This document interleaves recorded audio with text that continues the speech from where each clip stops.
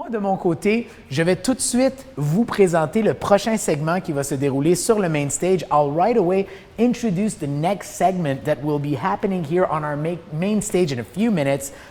It's going to be a way of life presented by none other than Anne Baer, and Galit Ariel will be moderating, a good friend of mine. So it won't be happening now, it'll happen in a few minutes. Alors je vous répète encore une fois que le prochain segment de programmation sera A Way of Life présenté par Anne Baer.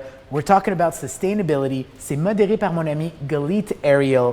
Et je vous recommande dès maintenant de rester des nôtres because we will be segueing into that programming in a few minutes. Alors de mon côté, c'est tout pour l'instant. Je renvoie ça en studio et dans quelques minutes, comme je vous ai dit, on passe à au prochain segment de programmation. On se retrouve sur le plateau tout de suite après. Merci.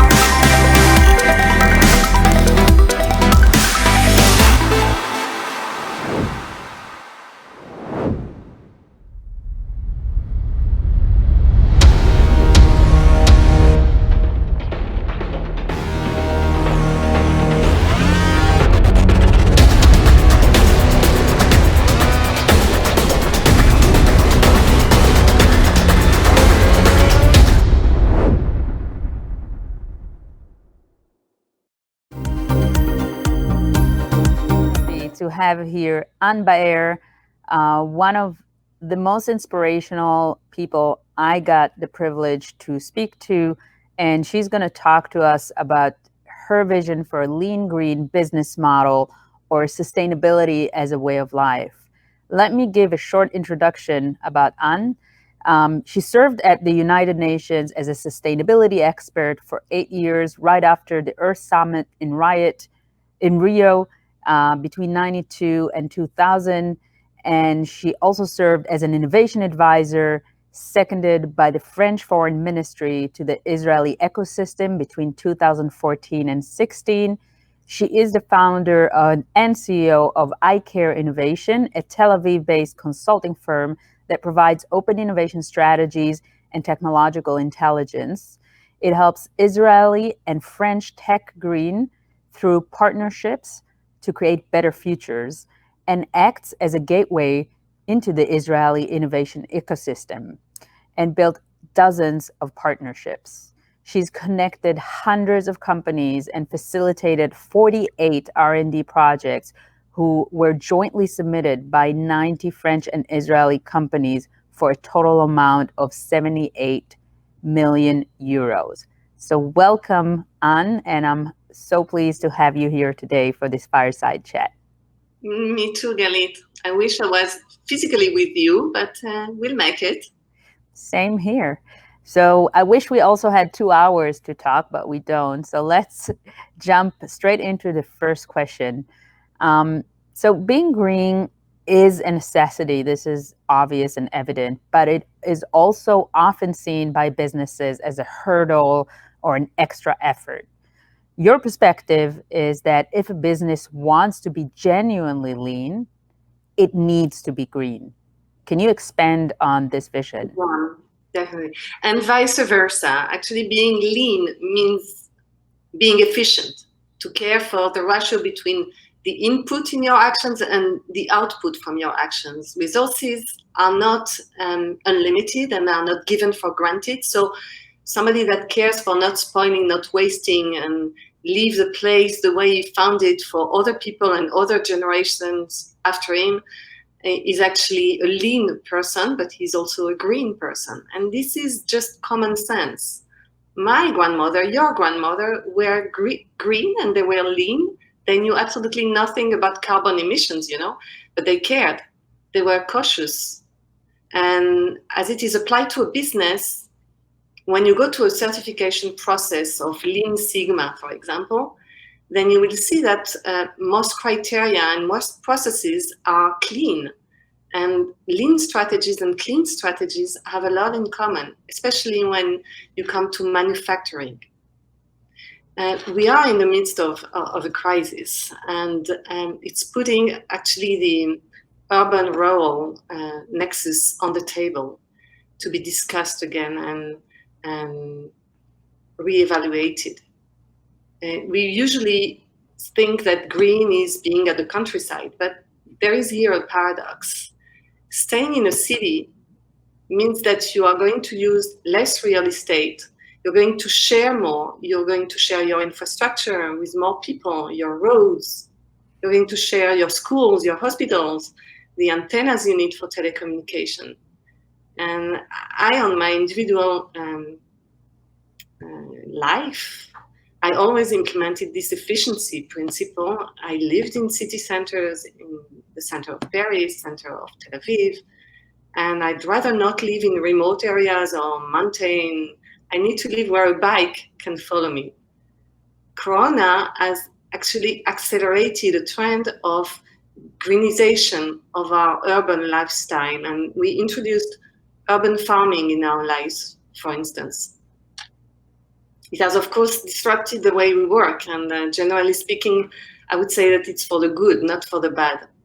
I personally have the chance to work from home for the last 20 years. As a mother and as a professional, I realized very early how lucky I am to be living in this period. I had a laptop, I had internet, and I had no office. And when I had an office that was imposed to me, I would go only for team meetings. I was also, as you might have mentioned, chief corporate responsibility in a listed IT company based in Paris, and people were commuting every day to come to from all over Île-de-France. Île-de-France is the size of New Jersey, and they would come to work emitting greenhouse gases in order just to do the same work that they would do from a distance. So I tried to introduce a reform and have at least 1 day a week of distance working, but with no success. So this would be my answer of being lean on a personal and professional basis, which has a lot to do with being green. So it's not necessarily having less, but optimizing our shared resources, correct? Yeah, absolutely. And this is actually what we see, what we observe now. It's the trend is to go to usage and not to own the assets. All the offering as a service is going in that direction. If we look at the Corona crisis, I believe that we will see emerging lots of new usage and new startups that will benefit from this actual trend.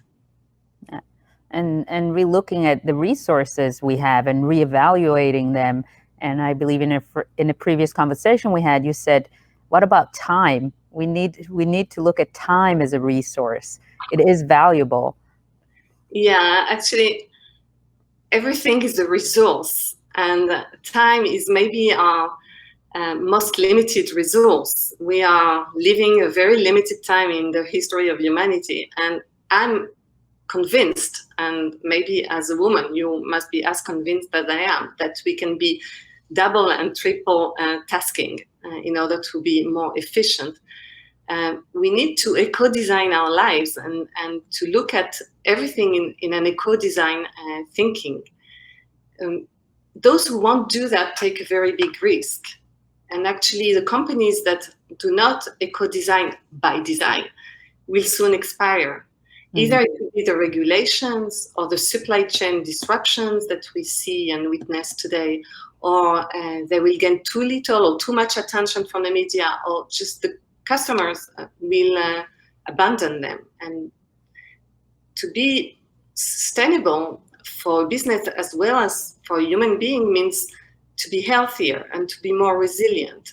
If you have this image of being green is being like the small little pig living in his straw hut, then you are completely wrong. You need to work, and you need to work sometimes more to be sustainable and not to fade away with the storm. Mm-hmm. So let's start then with the bigger ecosystem and structures and move to individual accountability after that. So what are some significant economic and business models that need to be addressed on a global level in order to help solve big eco problems? I don't know if it's exactly the systemic answer that you want, but something that is very crucial for moving and making this transition is to be accountable for what you do. So green accounting, when it comes to businesses, is really a key. If you are not able to internalize all the externalities into your accounts, then you won't be able to establish a price value on all these resources, the air, the water, and all the other environmental resources that you contribute to deplete or to pollute.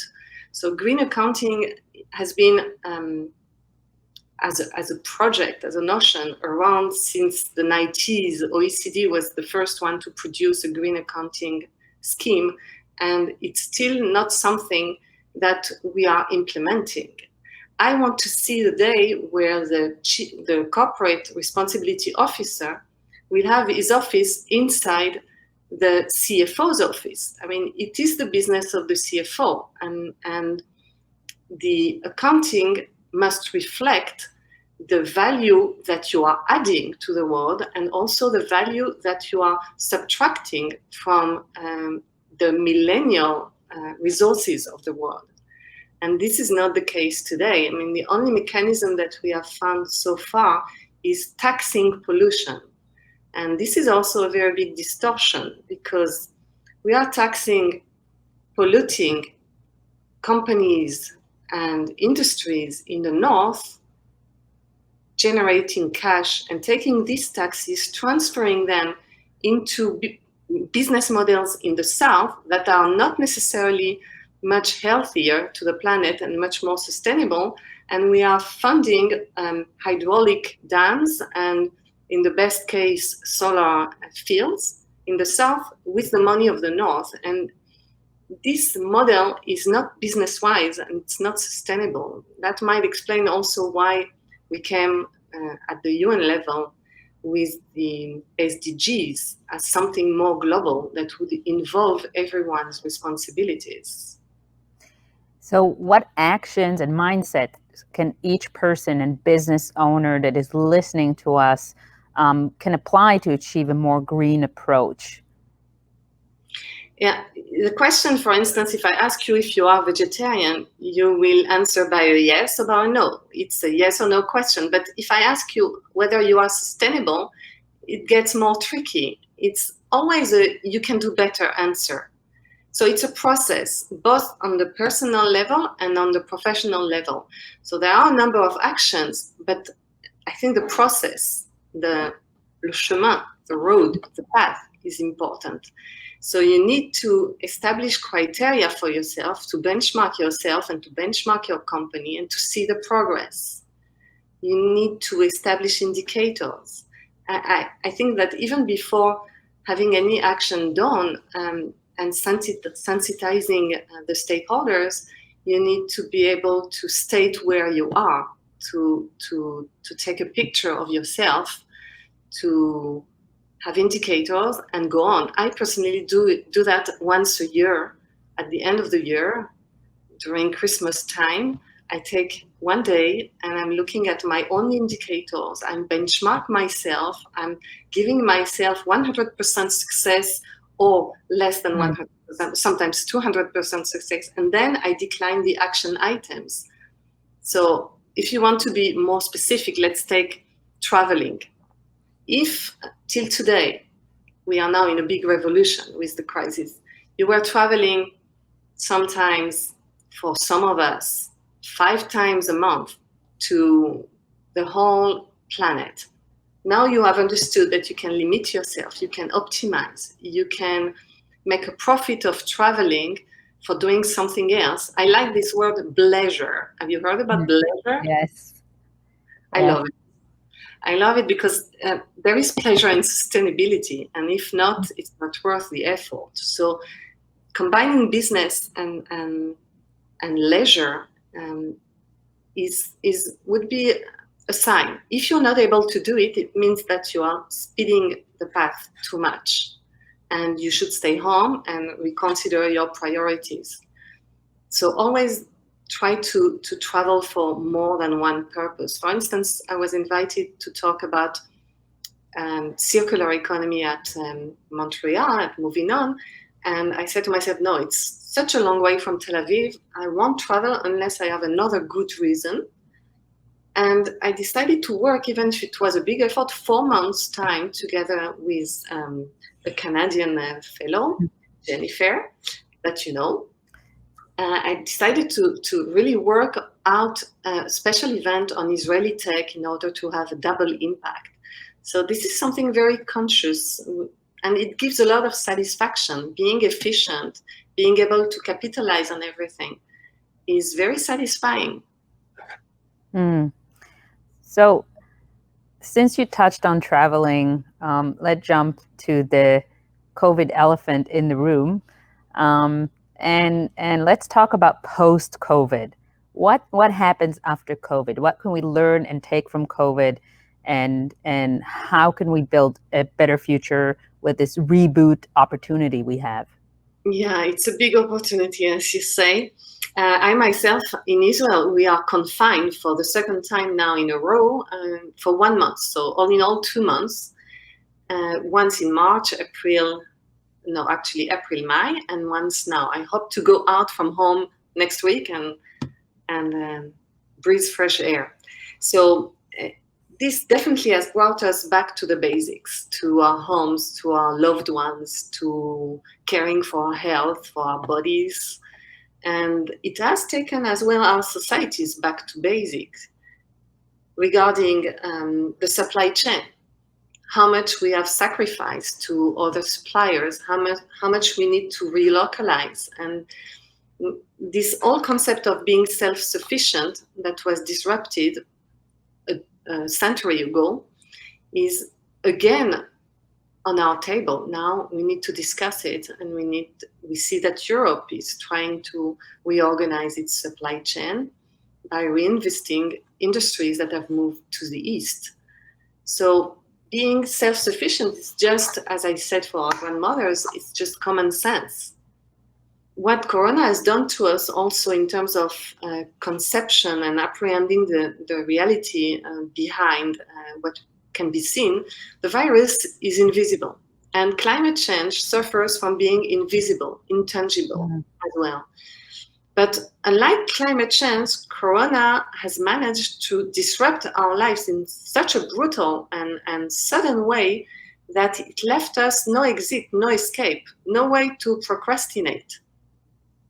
And we might learn from this Corona crisis, which is, it's difficult to say it now, but it is a definitely short-term crisis. We must learn from it how to deal with a very long-term crisis that is going on for many decades now and is not going to leave us soon, which is this other pandemic, the climate crisis. So I really hope that in our mentalities, human people are able to change, but they need to go through big disruptions. We are definitely in the midst of such a disruption. In 2020, we have realized that we are all interconnected.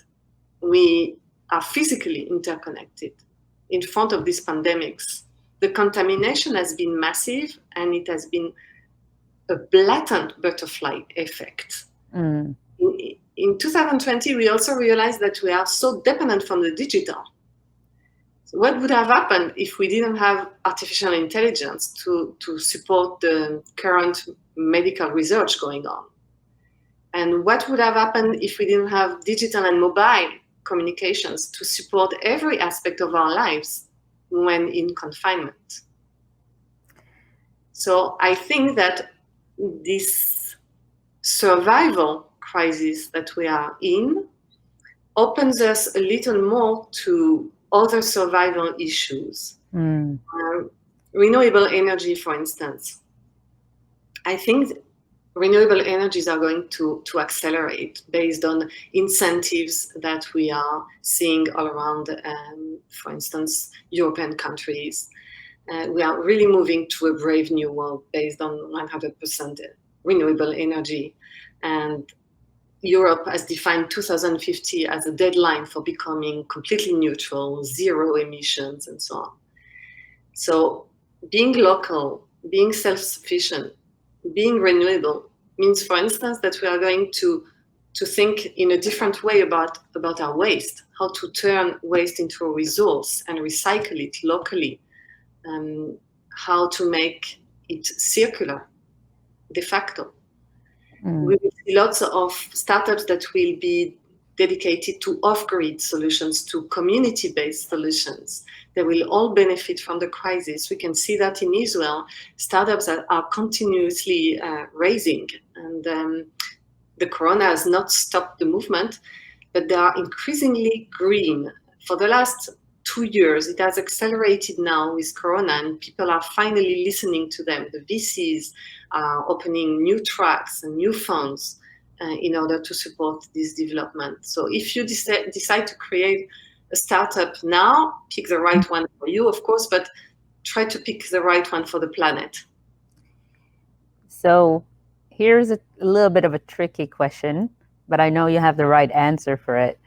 So is technology the answer?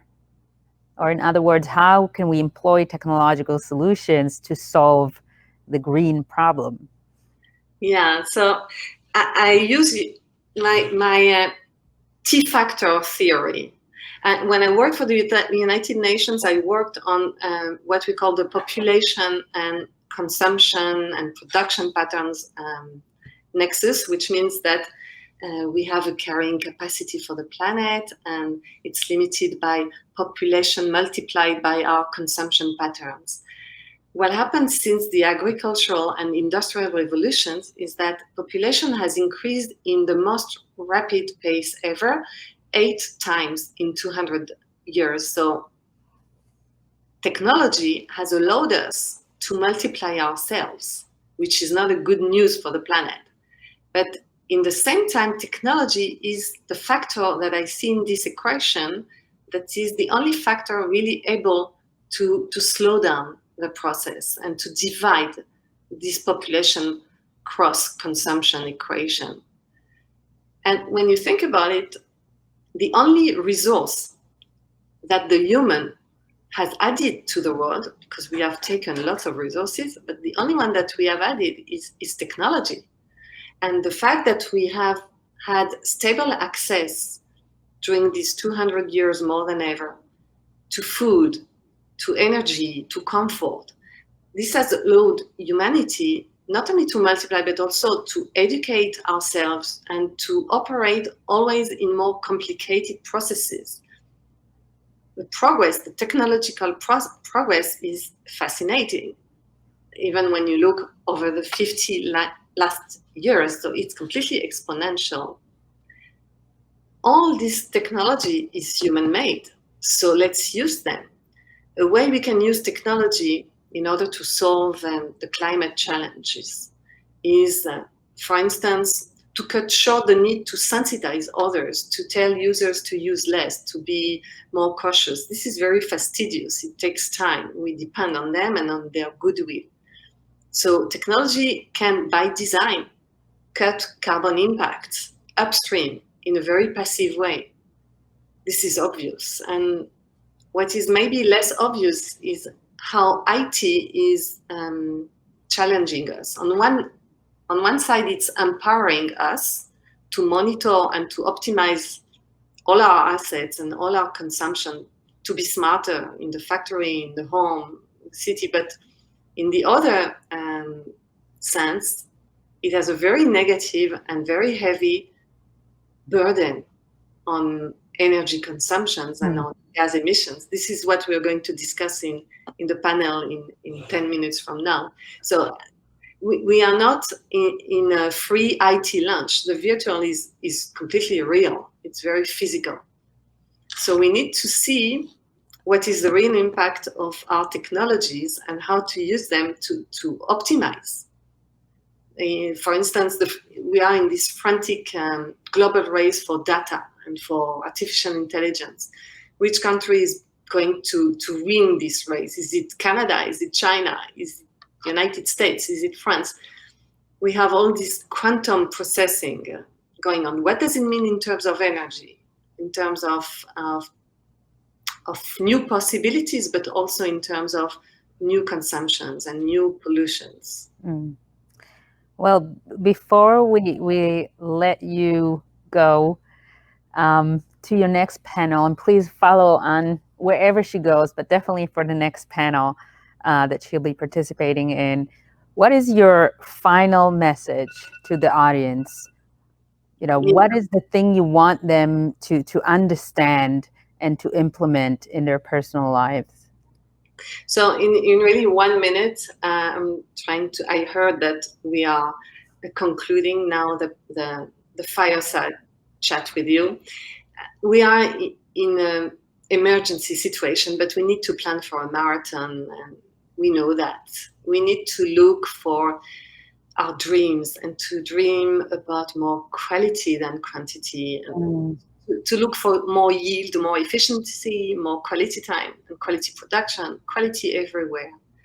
Sustainability is actually at every floor of the Maslow's pyramid. It's basic physical needs to breathe air, but it's also at the highest inspirations of our souls. So what I would leave as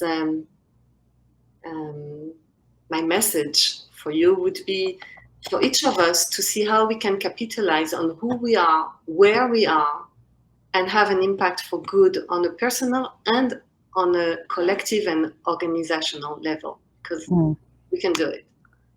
So thank you so much for sharing your vision with us and for dreaming very pragmatically about how we can create better practices and employ technology to become greener and leaner. I hope to indeed meet again in real life, either in Tel Aviv, massive, my hometown, or in Canada, where maple butter is pouring through the streets. Keep doing the great things you're doing, and thank you again. Thank you, Galit. Thank you.